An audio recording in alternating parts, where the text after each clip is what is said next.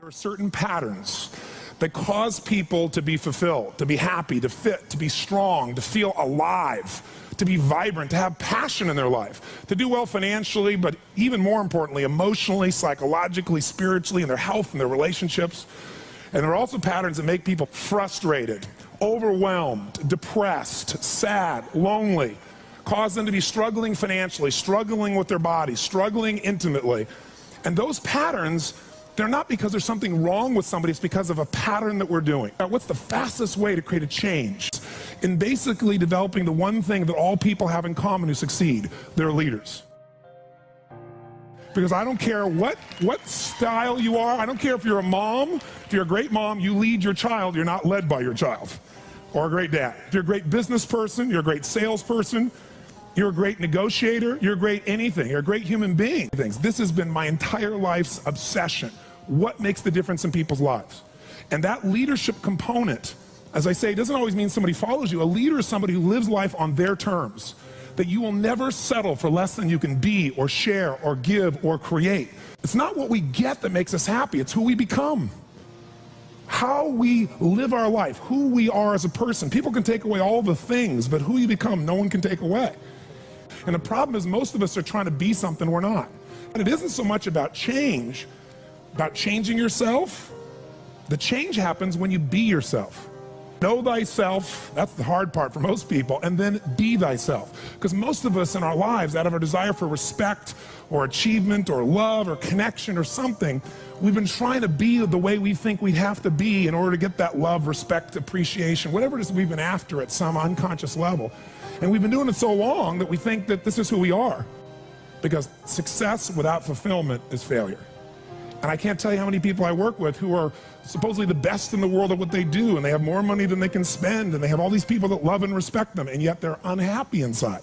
Because if you want to know what's really you, where you're going to be alive is when it's really you. And you may even think you know who you are because you've been living a certain way, but I'll tell you how you'll know. You'll feel euphoric, you'll feel strong, you'll feel unlimited, you'll feel free. I have seen, out of 3 million people around this earth in 80 countries, I've seen just about anything you can see, and there are only so many patterns. And what you're going to find underneath all of this behavior is we have the same needs. When you understand what those needs are and which ones you're focusing on, you start to understand why people do the crazy things they do, including you and I. And you begin to understand, hey, there might be a better way to meet my needs, and I don't have to get caught up in this game of stress and frustration and upset, or I could really help this person I care about, because I could see what's really going on. Part of what we want to accomplish here as leaders is we want to become practical psychologists. We want to understand what's really going on so we can help, so we can make a difference, so we can transform. So yes, of course you can do better in your business, because the more you understand about what people need and want, the greater you're going to be, the better manager, better leader, the better mom or dad, the better friend. And there's a better you that's available when you understand what's driving you. But most of us are running patterns over and over again, and we want to free that up. To free it up, we got to break the pattern. We got to do things that are different. So we're going to do something different. I'm not here because I believe in positive thinking. If you think that's what I believe, you don't know much about me. I'm not one of those people that believes you're supposed to go to your garden and chant, there's no weeds, there's no weeds, there's no weeds, there's no weeds. There's weeds right there. All right, that's what I believe. Here's what I believe. I believe that if you really want to be effective, you got to tell the truth.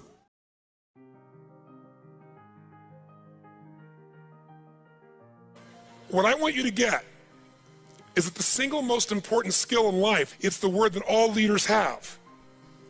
What would that word be? Influence.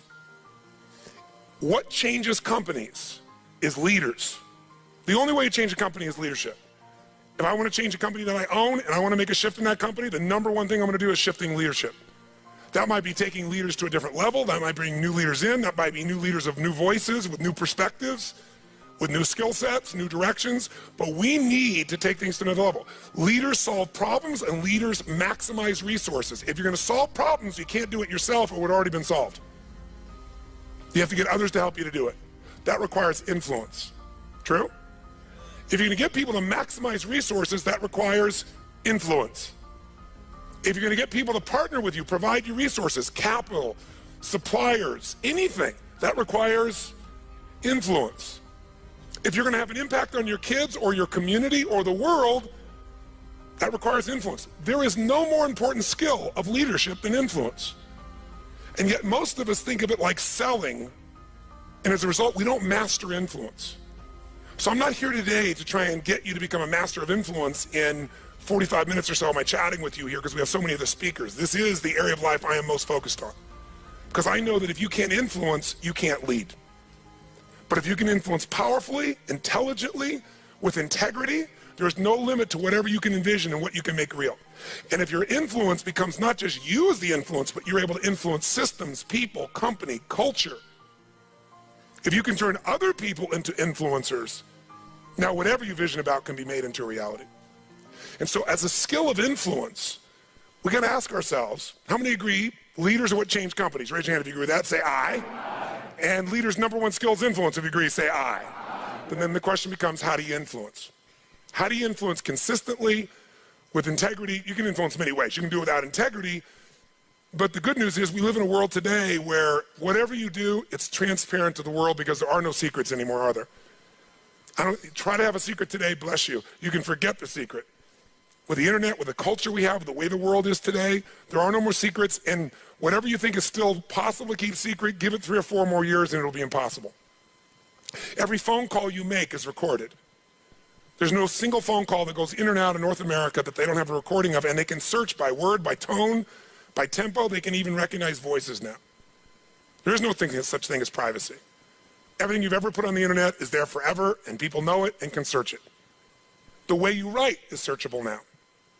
You can not sign your email, you can put it on somebody else's email, and the structure of your language and the way you influence things can be studied at this level. So the good news about that is manipulation as an ongoing tool for success is over. But adding value will never go out of style. Truth will never go out of style. So influencing with integrity is the secret. But what really influences people? Do facts and figures, we give you enough facts and figures out of a core story, is that going to influence people? No. It's the weaving of that story together in a way that produces what shifts people. And that's human emotion. Ultimately, the big game here is emotion. You have to influence emotion. You have to influence the emotion of your people. If you're going to maximize resources, and if we all agree, as we talked about the other day, it's not a lack of resources, it's a lack of what? Resourcefulness. If you're creative enough, if you're playful enough, if you're determined enough, if you're focused enough, you can find a way. If you're giving enough, if you're generous enough, if you're honest enough, if you're courageous enough, you will get people to help you. You will find the way. You will make that thing happen. You'll access the resource. You get someone to coach you, teach you, loan it to you, let you try it, drive it, experience it. So it's the ability to influence emotion, because that's what affects our intellect. That's the bottom line. A core story is only there to give you a set of facts to educate someone that will make them emotional enough to make a decision. And what they do is they go through a series of things that you have emotions about. They may say them in a non-emotional way, but the only reason they work is because you know they're going to open the person's emotion. How many agree with me on this? Say aye. So as leaders, we can never forget that humans are emotional creatures, including ourselves. And to influence other people, we have to know what already influences them. And we can't ever forget what truly influences them. It's going to come down to our ability to connect with them at a deep emotional level, or get others to do the same. Here's how I'd say it in a really simple term. To influence someone, you have to already be influenced. Right? To move somebody, you better be moved. To touch somebody, you can't touch somebody about your product or service or vision or idea or your company if you're not touched. To persuade others, you have to be persuaded. You can't give somebody else what you don't have. Now, you may have it intellectually, and here's the challenge. When you first meet somebody in your relationship, and you're all excited, what's the level of energy like? 0 to 10, make the sound of that energy. You meet somebody you're totally excited by, make the sound, everyone. 6 months, 6 years, 20 years later. It's scary, isn't it? And it's not time, because there are people I've been with them, been together 65 years, and they're still out of their mind for each other. They make the same amount of noise you did in the beginning here. What changes is, very often, when you're around something enough, I don't care what it is, there's a law called the law of familiarity. The law of familiarity says this: if you're around something enough, you take it just a little bit for granted. And it doesn't matter what it is, it's not that you don't care, it's that you get used to it. It's that the variety of it is not quite as high. It's not so new. And with that, sometimes you give it less significance. Even though in your heart you know it's significant, you don't keep the aliveness of it. It becomes something you intellectualize versus something you feel inside your body with a passion. So there are people say, but we love each other. Yeah, well, that's great. You know, hug each other every now and then. You say you love each other, little kiss like that.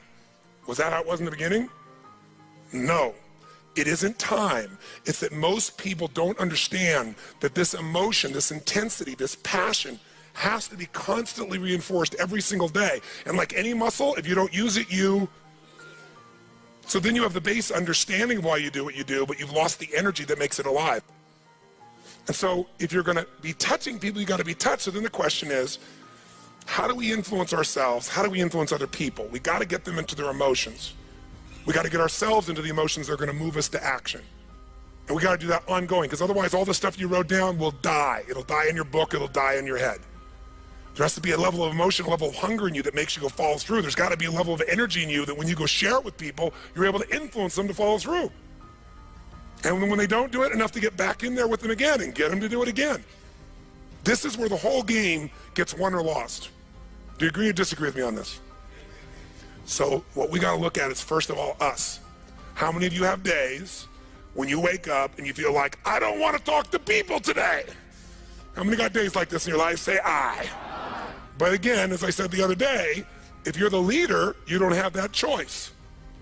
If you're the leader, you have to get in a good state. If you're the leader, you have to get yourself in that place. And how many of you have had some gut checks? Let me see again in the last 6 months, 12 months in your business with economy changing like it's never changed before. How many have had those gut checks? Say aye. So what do?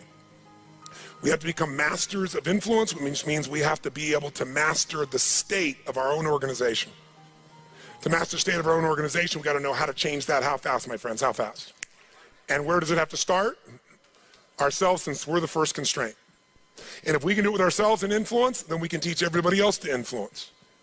We've said business is innovation and marketing. You have to influence people to innovate because they're not going to just do it because they're used to what works and it's easier and they know it. Innovation means massive what? Change. How many people go, give me more massive change in my life with all the other things I'm trying to hang on to? They're not going to do that. You have to influence people to innovate. And marketing is influence. So, what influences us is our states. How do we change our states? Let's start with you and I and with anybody we're going to work with. You've worked with me before, you know the first answer. If you're going to change somebody's state, the fastest way to do it is physical. Trying to change somebody's mind is really hard. Change their body, their mind will go. If you doubt it, give somebody enough alcohol and just see how quickly you can change them. True?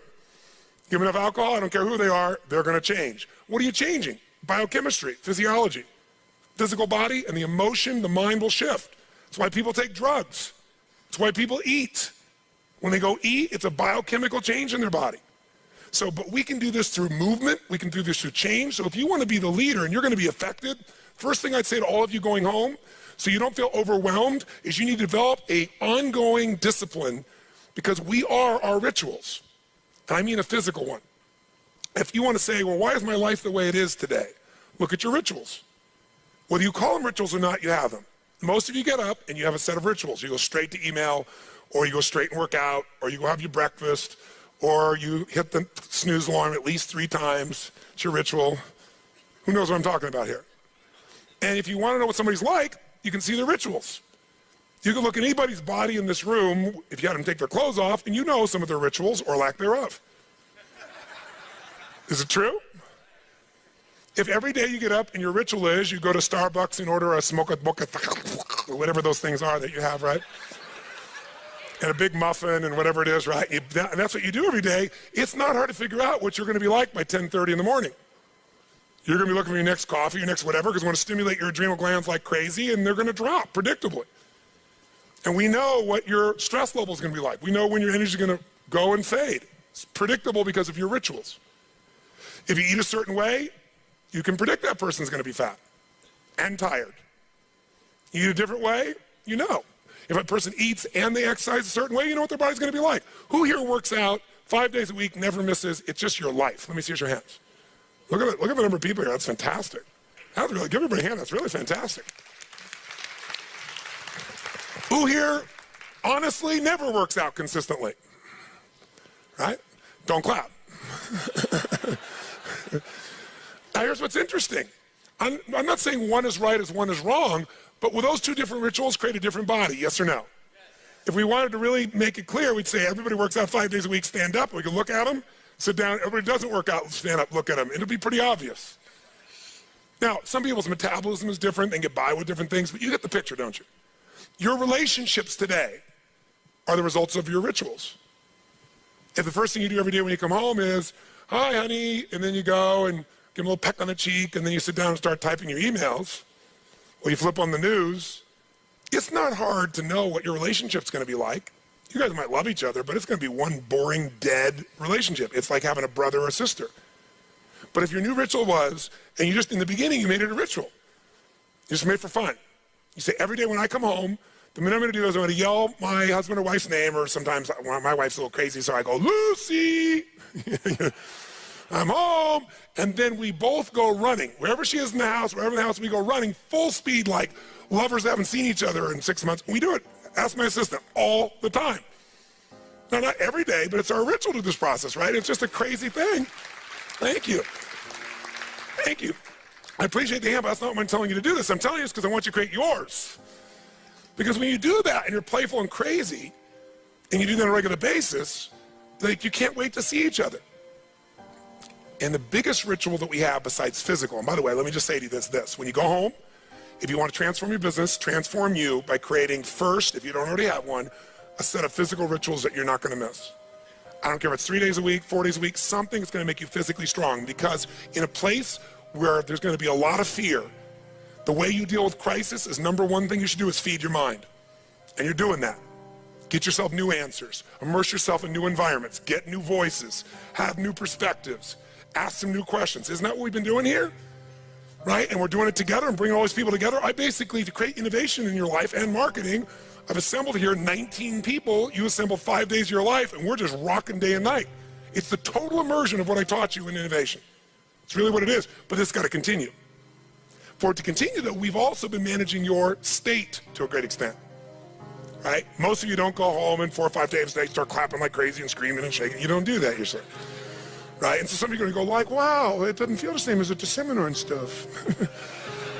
You know, I'm back here by myself and my people aren't doing this. But some of you will go home and initiate this. You're going to have your Physiology 5, your 5 minutes of physiology shift, once an hour, once every 90 minutes, or no more than once every 2 hours. You're going to start your morning with everybody, and you're going to bring in and get some little audio clip of something from a movie or something that blasts across, the room, and have everybody stand at attention. You're going to do some crazy stuff if you're smart. Go over Zappos and see what they do. They got the most crazy stuff going on there. All the stuff that I do in seminars, they do every day at their location with their people. And people can't wait to get to work and they're in a certain state.